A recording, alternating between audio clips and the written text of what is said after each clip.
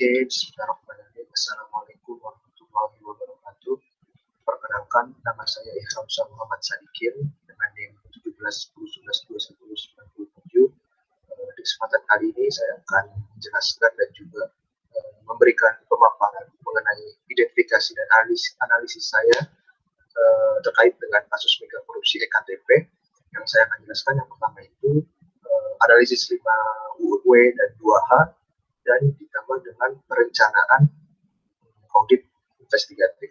Oke, langsung saja kita langsung ke analisis 5W dan 2H kasus mega korupsi EKTP. Oke, pada bagian luar di sini kita akan analisis tentang jenis penyimpangan atau fraud. Nah, dalam kasus EKTP ini termasuk ke dalam skema korupsi dan kecurangan laporan keuangan. Dalam korupsi ini itu terbagi lagi menjadi 5. Ada konflik kepentingan, yang kedua penyuapan, yang ketiga itu gratifikasi ilegal, yang keempat itu pemerasan ekonomi, dan yang kelima money laundering. Nah, berikut penjelasannya. Yang pertama itu untuk korupsi. Nah, pada korupsi ini pengadaan EKTP ini didalangi oleh Sugiharto, yaitu jabatan dia mantan pejabat pembuat komitmen pada Dukcapil Kemendagri, lalu Irman mantan direktur Dukcapil Kemendagri dan anggota DPR. Kasus ini merugikan keuangan negara sebesar 2,314 triliun. Berikut skema korupsinya. Yang pertama itu pada konflik kepentingan. Nah, yang terjadi dalam kasus mega korupsi EKTP ini, benturan kepentingan yang terjadi antara pejabat Sugiharto dengan temannya yaitu Irman untuk melakukan skandal pengadaan EKTP, itu tujuan untuk memperkaya diri sendiri, orang lain dan juga korporasi. Benturan kepentingan juga melibatkan anggota DPR untuk melancarkan proses pengadaan EKTP dari segi penganggaran, pelelangan, dan juga pengadaan proyek EKTP. Nah, terjadi konflik kepentingan juga terjadi pada Andi dan juga dengan pejabat Irman dan Sugiharto dalam kasus EKTP. Andi Agustinus merupakan pengusaha di bidang konveksi yang ikut terlibat dalam kasus ini sebagai pengusaha pelaksana proyek EKTP. Andi juga terbukti memberikan dana kepada Irman dan Sugiharto untuk melakukan pelelangan dalam pengadaan EKTP sehingga pemenang tender itu dapat bekerja sama dengan Andi untuk menjadi subkontraktor. Lalu pada bagian penyuapan, pada skema penyuapan ini terjadi pada pembagian uang ke seluruh anggota DPR Komisi 2. Dengan rinciannya ini, Komisi 2 DPR sejumlah $30.000 AS, lalu 3 orang wakil ketua Komisi 2 masing-masing $20.000 AS, lalu 9 ketua kelompok fraksi Komisi 2 DPR masing-masing $15.000 AS, lalu 37 anggota Komisi 2 DPR masing-masing $5.000 AS sampai dengan $10.000 AS. Lalu tindakan penyuapan ini juga terjadi pada kasus penanganan tender proyek proses lelang dan juga pengadaan. Permainan itu diatur oleh Irman dan juga Sugiharto serta diinisiasi oleh Andi Agustinus yang tadi dijelaskan, yang membentuk tim Fatmawati untuk melakukan pertemuan rumah di toko Fatmawati milik Andi Agustinus untuk memberikan uang kepada Irman dan juga Sugiharto sebesar $1,5 juta AS untuk mendapatkan pekerjaan subkontraktor ini, sehingga pemenangnya itu dapat disetting, yaitu dari konsorsium PNRI dan konsorsium Astab Rabia. Nah, lalu ke gratifikasi ilegal. Nah, pada kasus EKTP ini pelakunya adalah Andi Agustinus setelah melakukan tindakan gratifikasi ilegal dengan motif pemberian uang kepada seseorang memiliki hubungan relasi kuasa yang bersifat strategis. Maksudnya adalah terdapat kaitan berkenaan dengan menyangkut akses ke aset-aset kontrol dan juga aset-aset sumber daya strategis maupun dari ekonomi, sosial, politik, budaya yang dimiliki oleh orang-orang tersebut.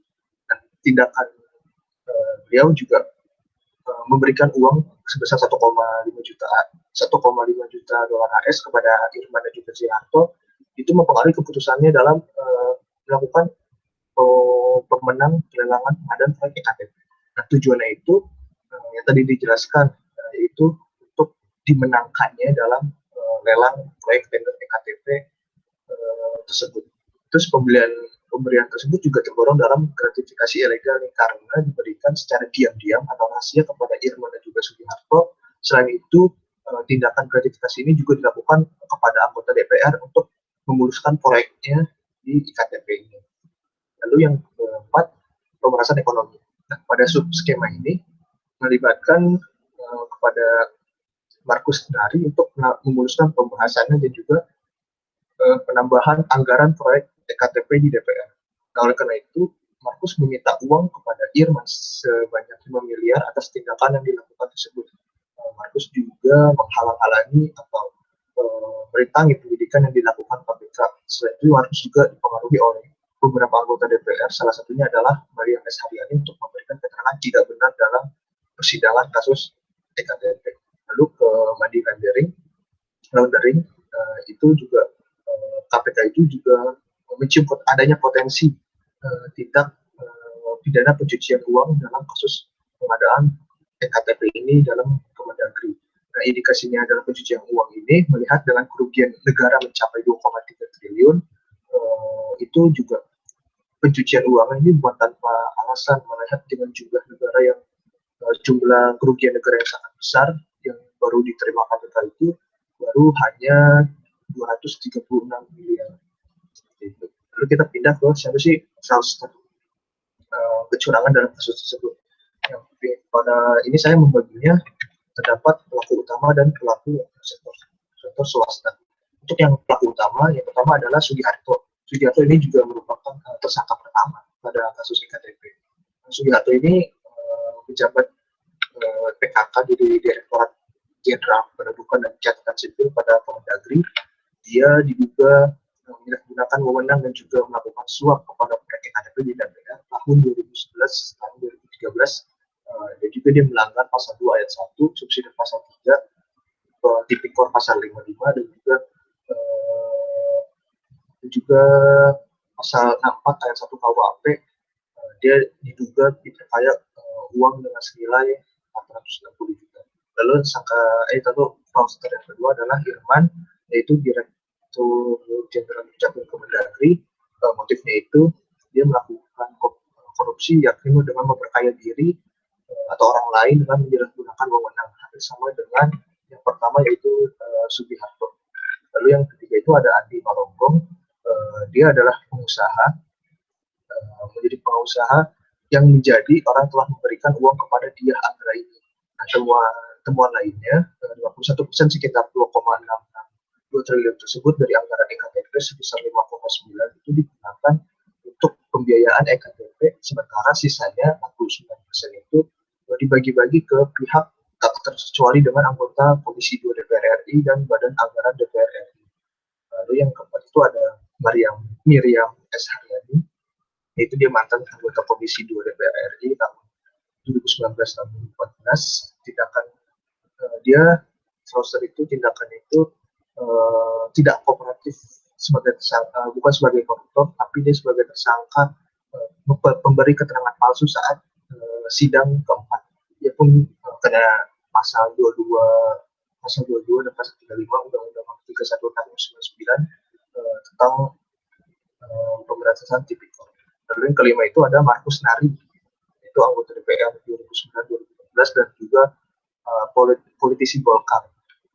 Dia berperan dalam penambahan anggaran EKTP di DPR dan diduga juga meminta uang sebesar 5 miliar kepada Irman dalam pembahasan perpanjangan anggaran EKTP sebanyak 1,4 triliun. Di saat itu dia juga menerima uang sebesar 4 miliar berupa menghalangi penyidikan yang dilakukan oleh KPK dalam menguak kasus ini, dan juga diduga mempengaruhi anggota DPR si Mariam S. Haryani tadi untuk memberikan keterangan yang tidak sesuai dengan kenyataan. Lalu yang fraudster ini yang terakhir pada pelaku utama adalah Setia Novanto, mantan ketua DPR RI tahun 2009-2014, melakukan penyalahgunaan wewenang dan juga tindakan menguntungkan diri sendiri serta ikut andil dalam pengaturan anggaran proyek EKTP sebesar 5,9 triliun sehingga mendapat merugikan negara senilai 2,3 triliun. Lalu pada sektor swasta, yaitu Anang Sugiana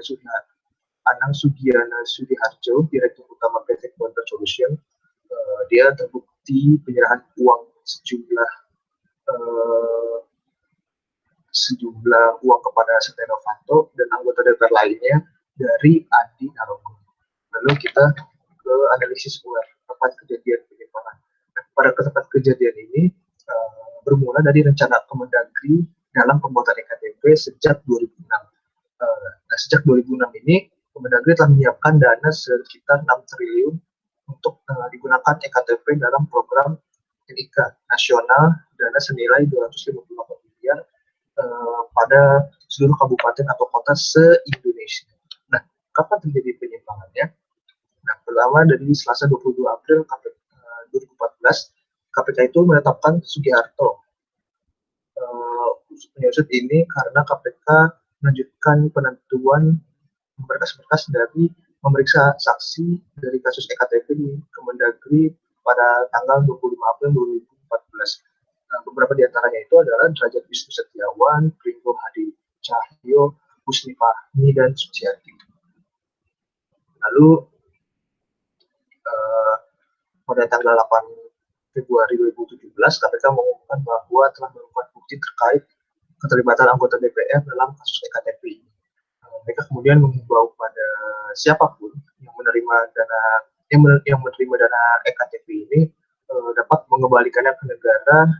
Lalu pada 2 hari kemudian, tepat pada 10 Februari 2017, KPK menerima uang sebesar 250 miliar dengan rincian sebagai berikut. Yang pertama itu 220 miliar dari sejumlah korporasi serta perusahaan, 30 miliar dari anggota DPR, terus beberapa orang lainnya.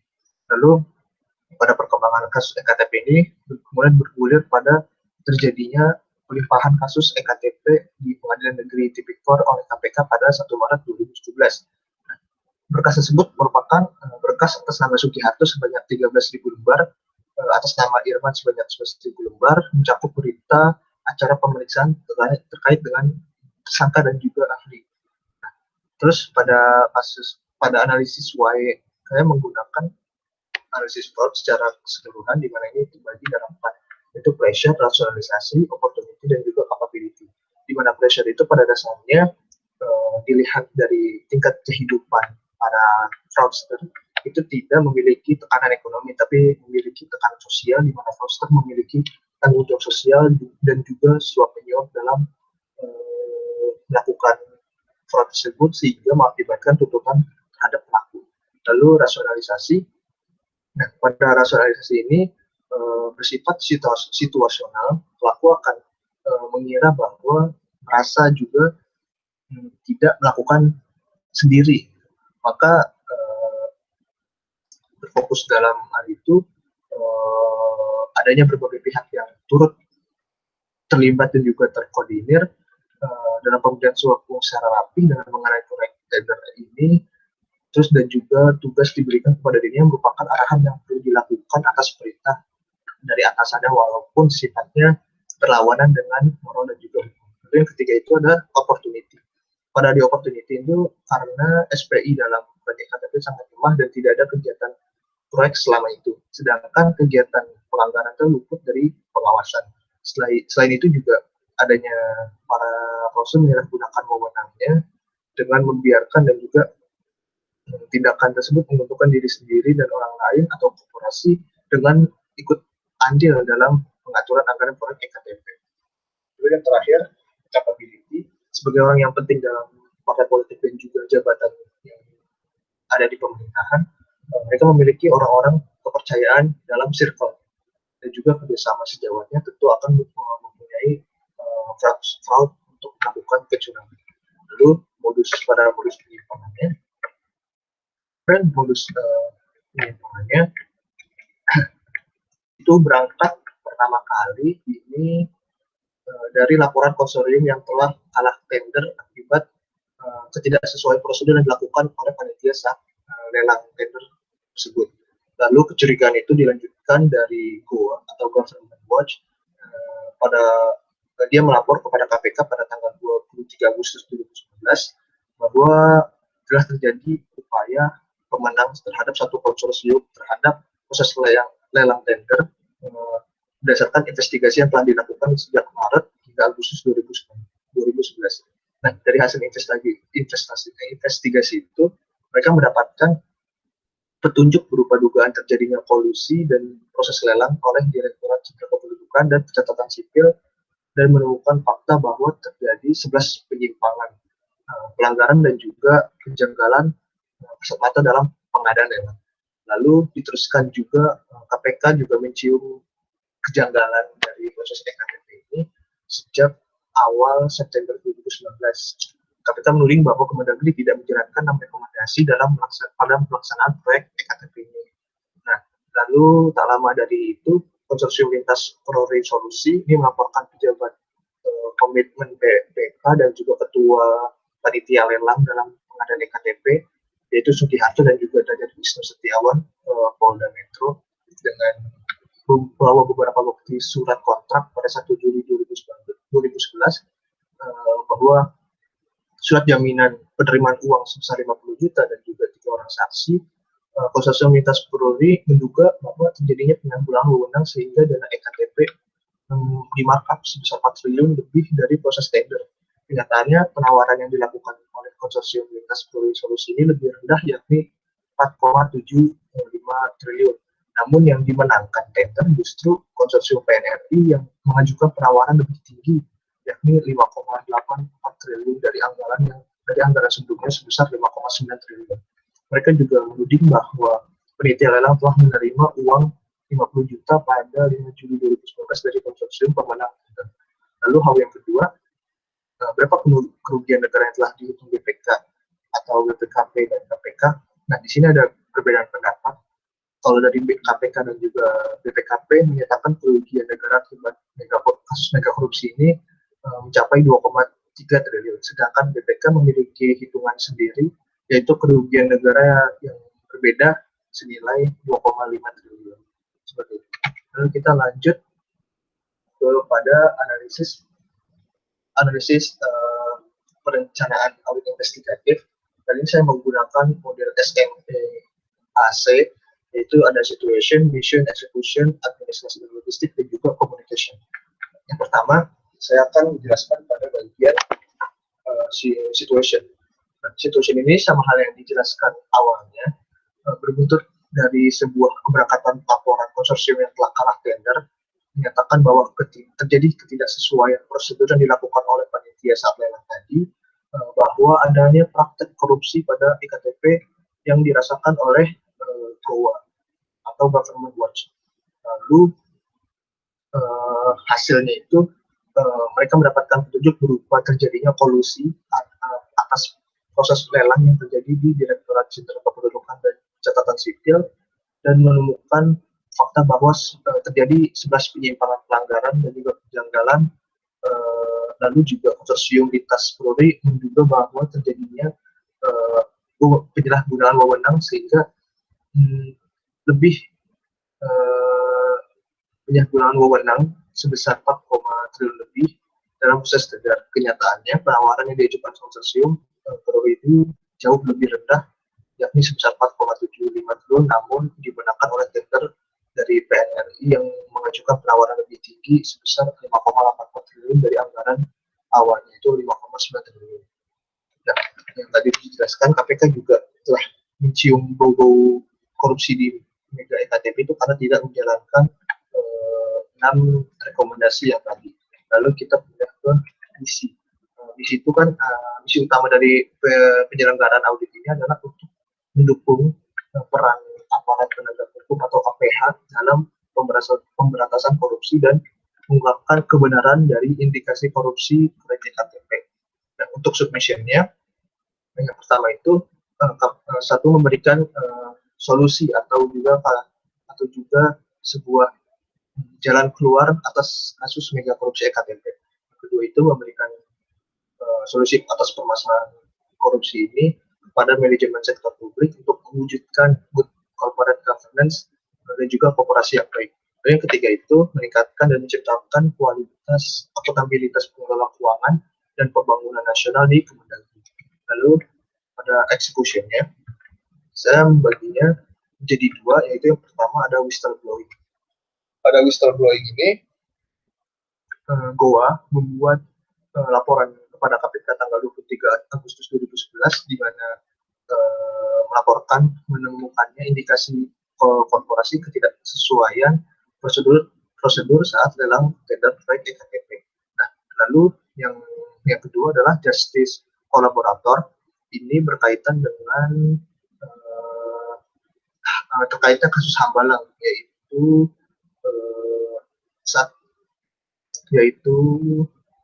Nazarudin. Dia menyerahkan bukti-bukti terkait korupsi KTP lewat pengacaranya, yaitu Elza Sarif, yaitu berisi tentang menuding tentang penyelembungan dana pada proyek EKTP dari total 5,9 triliun, 45% itu diantaranya merupakan markup dan juga merupakan mengatakan bahwa ketua fraksi Golkar, Setia Novanto, dan juga mantan ketum Partai Demokrat Anas Urbaningrum itu terlibat dalam kasus ini. Nah, lalu juga terdapat penyusunan program audit, terus yang keempat itu menentukan tim komposisi audit, terus yang kelima itu melewatkan jangka waktu, anggaran, dan biaya. Hanya yang saja yang nomor 3 dan 4 tidak dapat ditemukan karena peneliti tidak dapat menemukan berita-berita dan juga data terkait hal ini. Lalu kita pindah ke administrasi dan logistik. Nah, pada administrasi dan logistik, yang pertama itu di dalamnya yang pertama menyatakan jelas dan tegas mengenai hasil dan diterapkan rencana waktu yang telah digunakan. Lalu yang kedua itu rincian spesialis pendukung dan juga diperlukan di mana hal ini juga digunakan dalam hal apa yang mereka gunakan. Yang ketiga itu pendelegasian wewenang dan juga penilaian fungsi dalam audit harus jelas. Lalu yang kelima itu rencana kontingensi, yang keenam identifikasi risiko. Lalu pada communication terbagi dalam 3 matriks, yaitu yang pertama matriks bukti audit, di mana alat bukti surat meliputi berita acara pemeriksaan atau BAP, yaitu Mariam, terus tangan saat dimintai keterangan dalam penyidikan, dan konsep atau revisi oleh BAP antara lain adalah Elza Sarif dalam perkara Andi Agustinus alias Andi Narogong, dan juga Yosep Sumartono dalam perkara terdakwa kasus korupsi EKTP Ermilan dan Supri Sumiharto. Alat bukti selanjutnya adalah alat bukti petunjuk rekaman video kesaksian Mariam persidangan tipikor kasus EKTP dan rekaman pemeriksaan saat penyidikan dan jadi modal tambahan KPK dalam menjerat Mariam. Lalu pada matriks sumber daya audit dan juga matriks penilaian risiko tidak dapat saya tampilkan karena tidak ditemukannya data dan juga informasi yang beredar. Demikianlah presentasi yang saya katakan. Lebih kurangnya mohon maaf. Wassalamualaikum warahmatullahi wabarakatuh.